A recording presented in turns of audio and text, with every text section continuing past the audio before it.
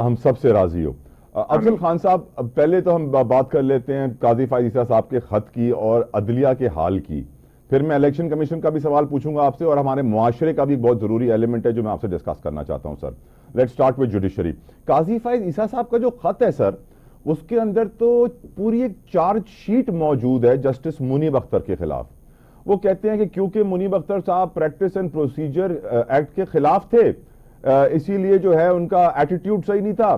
Justice منیب اختر صاحب نے اپنے آنریبل ججز پہ عدم اعتماد کا اظہار کیا.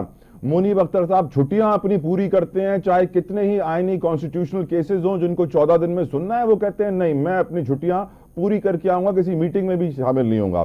اپنے سینئر ججوں ایڈ ہاک ججز کا احترام نہیں کرتے, صرف عبوری حکم جاری کر کے 11 بجے گھر چلے جاتے ہیں اور کام بھی پورا نہیں کرتے. آڈیو لیکس کیس کے اوپر سٹے آرڈر دے کے بھول گئے, پھر کیس ہی مقرر نہیں کیا. میں تو افضل خان صاحب حیران ہوں کہ منصور علی خان صاحب نے 2 ججوں کے ساتھ جو اپنے فیصلے میں ان کے بارے میں لکھا, جس طرح قاضی فائز عیسیٰ صاحب نے جسٹس منیب کے بارے میں لکھا, اگر کوئی سچا غیرت مند اور آنےسٹ آفیسر ہوتا تو وہ تو اپنے عہدے کو فوراً سے استعفیٰ دے کے چلا جاتا کہ مجھے یہ کام ہی نہیں کرنا. سیڈلی ابھی تک یہاں پہ کوئی ریاکشن آ نہیں رہا ہے, which makes me think something is suspicious. Afzal Khan صاحب. ہاں میں آپ کو 4 دہائیاں پیچھے لے کے جانا چاہتا ہوں. اوکے. اس وقت میں آپ کی طرح ایک بڈنگ جرنلسٹ تھا ماشاءاللہ, اور اطہر من اللہ, ان کی والدہ بلقیس نصر من اللہ, ان کے والد صاحب چیف سیکرٹری تھے نصر من اللہ, بڑے مشہور, اس کو بھی بڑا ڈویس طریقے سے شہید کیا گیا. اوکے. اچھا, تو ان کے ایک بھائی تھے جسٹس صدر شاہ, یعنی ان کے ماموں تھے اس کے جسٹس اطہر من اللہ کے. تو بھٹو کا کیس چل رہا تھا, اور جیسے آج 28 جرنیل ایکٹیو ہیں اور پرو ایکٹیو ہیں پاکستان نیشنل انٹرسٹ کے لیے, نہیں اپنی ذاتی انٹرسٹ کے لیے, اسی طریقے سے وہاں پہ بھی اس وقت یہ چل رہا تھا.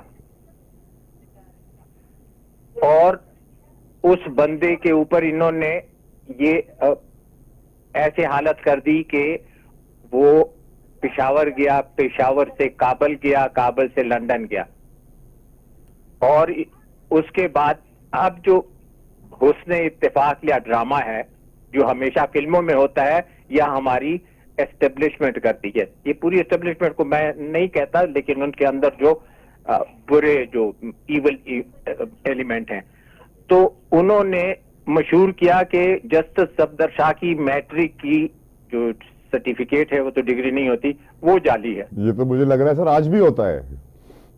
How similar. وہ چونکہ اس زمانے میں بالکل جوان جرنلسٹ تھا, اور پھر جب یہ جسٹس صفدر شاہ فوت ہوئے تو لندن سے ان کا جنازہ آیا, اس جنازے میں بھی ہم نے حصہ لیا. تو خیر اس وقت بھی جو حق میں ہوتے تھے لوگ, تو ان کی ڈگریاں جعلی ہو جاتی تھیں. شکر ہے کہ اس وقت لوگ اتنے کمینے اور اتنے ذلیل اور اتنے چیپ نہیں ہوتے تھے کہ لوگوں کے گھروں میں کیمرے لگاتے تھے. ایکچولی یاد رکھو طلحہ بھائی کہ جو لوگ جو کچھ کرتے ہیں وہ ان کے پاس واپس آتا ہے.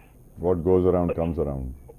What goes around comes around. اور یہ آپ دیکھیں گے اور میں بھی دیکھوں گا, اور ان سے ہماری ایمان میں بھی انشاءاللہ مضبوطی ہوگی اور بہت جلد ہوگی. اچھا, آپ پہلا سوال تو آپ نے اس کا کیا. اب دیکھیں یہ سب سے معزز لوگ ہوتے تھے, آنریبل ججز, اس کے ساتھ نام ہی آنریبل لگا ہوا ہے. اتنے ڈس آنریبل ججز. اب میں آپ کو ایک واقعہ سناتا ہوں کہ جب مشرف کی صدارت تھی تو چیف جسٹس ارشاد حسن خان نے اس کو کہا کہ یہ تو آپ ہیں ہی جسٹیفائیڈ ادھر بیٹھے ہوئے, لیکن اس کے بعد بھی اگر آپ ایون آئین میں بھی تبدیلی کرنا چاہیں تو آپ کو اجازت ہے.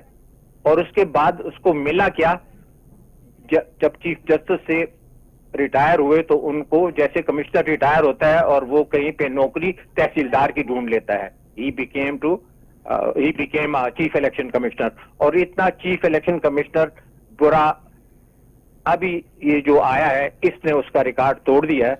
عموماً لوگ جب اللہ آپ کو وہ کہتے ہیں نا, جب حسن دیتا ہے نزاکت آ ہی جاتی ہے, لیکن آج کل تو اتنی کہ ظاہری طور پہ تو اللہ نے نقوش اچھے بنائے ہوتے ہیں، لیکن وہ اعمال اور کردار اتنا برا ہوتا ہے کہ ان کو خود بھی آئینہ دیکھتے ہوئے شرم آتی ہوگی. بہت ظلم اور زیادتی ہو رہی ہے، لیکن ظلم اور زیادتی قائم رہنے کے لیے نہیں ہوتی.